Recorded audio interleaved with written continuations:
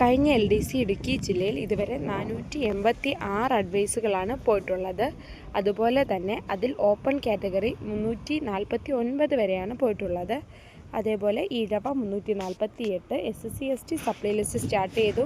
മുസ്ലിം 447, LC 478, OBC 337, Vishwakarma 476, Sikh Nadar 345, Hindu Nadar 558, SCCC 533, Dheevara supply list 3 ആയിട്ടുണ്ട്.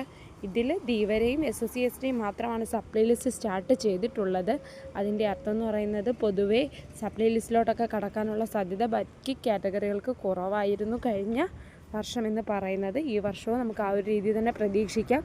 അതുകൊണ്ട് തന്നെ ഒരു 5 മാർക്കോളം മിനിമം കട്ട് ഓഫിനേക്കാൾ കൂടുതലുള്ളവർക്ക് മാത്രമായിരിക്കും മെയിൻ ലിസ്റ്റ് ഉൾപ്പെട്ടിട്ടാലും ജോലി ലഭിക്കാനുള്ള സാധ്യത. ബാക്കിയുള്ളവർ പഠനം തുടരുക. ഈ 5 മാർക്ക് പ്രതീക്ഷിച്ച് പഠനം നിർത്താതിരിക്കുക.